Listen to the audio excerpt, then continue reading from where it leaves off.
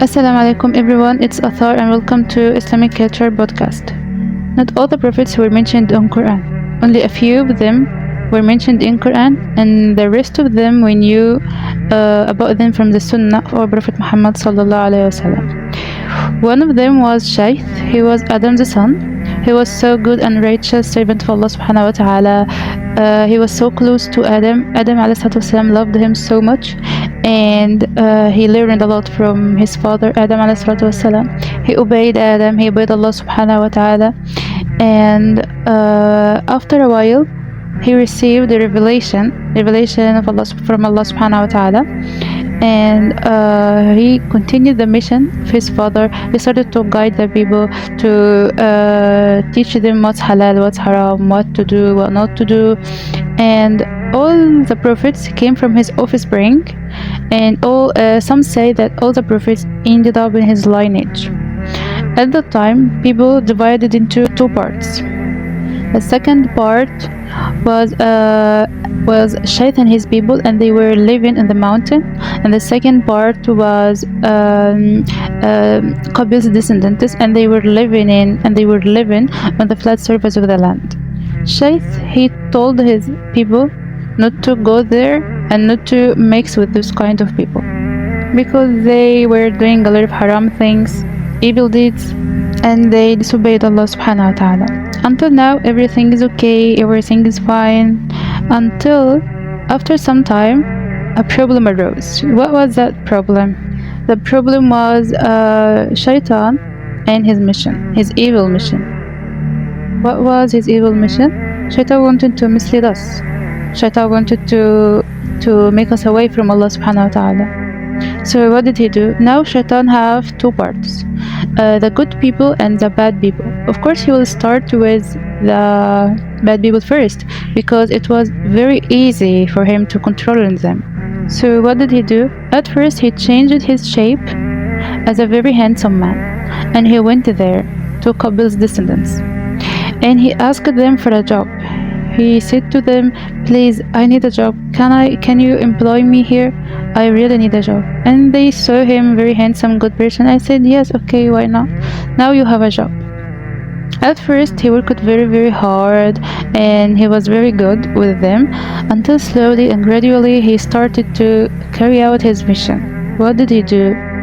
He created sounds. He created some sounds that they hadn't heard before.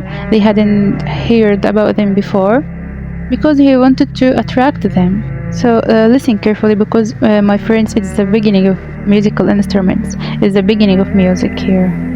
At first, he created a little drum and started to beat it, and it produced a sound. And also he took a bit of metal and hit it, and also it produced also a sound. And also, not only that, he also created a bugle, and he started blowing into it, and it also produced another sound. All these sounds together attracted the people around him. They gathered around him to see and to watch what he's doing, from where these sounds came from. So when they went to him, they became so excited, so happy. Oh my God, this person is so intelligent. He is so intelligent and more attractive than us. They became so happy. So now he controlled on them. So now it is the turn of the good people. He wanted to go to the people of Sheath to mislead them also. So what did he do? He wanted them to go to the Qabil's descendants, but of course he will never go and directly say to them, you should go there, of course, because if he did like that, they would never follow him. So what did he do? What did he say? He made another thing. He made them ask the question, why we can't go there, why it's forbidden, why we can't visit our cousins. And when they were asking these questions, the answer was, because Qabil killed his brother, and from that time it's forbidden to go there, because it became an inherited attribute in his descendants and his sons. They killed each one another, and they started to do evil deeds and haram things and like this, so we can't go there. But this answer they became dissatisfied about this answer, and they decided to go themselves and discover why they can't go there. And some of them decided yes to go there and discover why it was forbidden to go there, what's going on there. They was so curiosity, they were so curious, they were so curious about that, and they went. And when they went there, the female of Qabil's descendants were so attractive, and the men of Habil's descendants also were very handsome. So Shaitan entered from this door. Shaitan entered from this point. He made fitna. Fitna means he made temptations. So once they went there, they heard this sounds. They saw this beautiful, attractive female. They became so happy. They enjoyed so much. They said, "Oh my God, these people are so those sounds are so amazing. These people are so advanced more than us." So when they went back, they told the rest of them that they didn't went.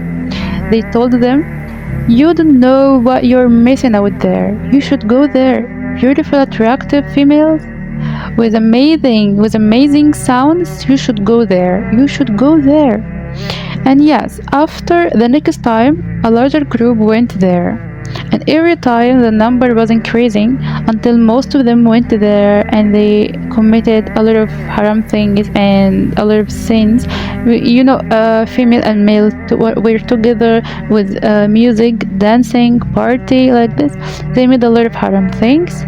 And one of those haram things that they did was adultery. Yes, unfortunately they fall into adultery. That's why Allah subhanahu wa ta'ala ordered us in Quran. Allah subhanahu wa ta'ala said in Quran, وَلَا تَقْرَبُوا الزِّنَا وَلَا تَقْرَبُوا الزِّنَا وَلَا تَقْرَبُوا الْفَوَاحِشِ, which means don't even be close to adultery. Allah subhanahu wa ta'ala didn't say don't do it, don't do adultery. No, Allah said don't even be close. Why? Because Allah knows us. We are so weak. And Shaitan also knows from where he can control on us. Shaitan knows our weaknesses. He knows so well from where he will enter to us from our weaknesses. So Allah knows us more than ourselves. That's why Allah subhanahu wa ta'ala said don't even be close to those immoral things. Don't even be close, not don't do it. Don't even be close to it. So we should obey Allah subhanahu wa ta'ala. He is a person who created us. He knows us more than ourselves. He said don't even be close because he knows.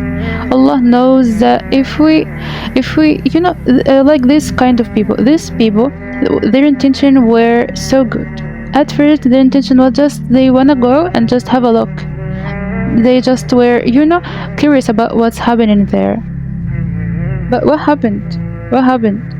They became one of them. They became like them. They made haram things, adultery, listening to music, dance with female, all the things they did.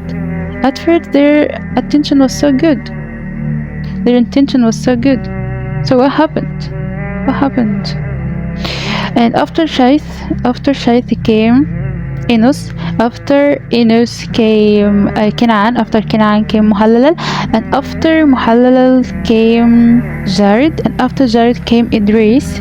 That inshallah ta'ala we're gonna talk about him the next episode. And Idris was mentioned in Quran, but we're gonna talk about him inshallah ta'ala in the next episode. But before I go, I wanna tell you something. From this story, we should understand how dangerous the music and songs that we are listening to it continuously. For those people who say we can't focus on Quran, we can't memorize Quran, we started but we can't finish. So how can you finish? How can you memorize? How can you do that? How can you do that with music? How can you do that? Do you know why you can't feel Quran? Do you know why you can't enjoy reading Quran? Because of music. Because of music, your heart had stopped being affected by Quran. It is the truth. To believe or not believe, it is the truth, wallah. With music, you're killing your heart, but you don't realize. I'll tell you one thing. Who was from this story? Who was the first person who created these sounds? Shaitan. Who was the first person who played on these musical instruments? Shaitan. Shaitan. And what was his purpose? To mislead us. To mislead us. Shaitan knows very well that one day he will go to the hell, but he doesn't wanna go there alone. He wanna take us with him. And I'll tell you another thing. For example, if you wanna visit one of your friends, what will you take with you? Of course, you will take some flowers or fruits or anything he likes or anything he loves. So what about Allah subhanahu wa ta'ala? What about Allah subhanahu wa ta'ala? And we will go there. We will meet Allah subhanahu wa ta'ala one day. We will go there. What will we take with us to him? What will we take? Take care of your prayers, take care of Quran, take care of your good deeds, and take care of your position in Akhirah, your relationship with Allah subhanahu wa ta'ala. Don't focus on this dunya, and inshallah ta'ala Allah will make us so happy, so comfortable. See you soon, my friends. Thank you for listening, and see you soon in the next episode. Assalamu.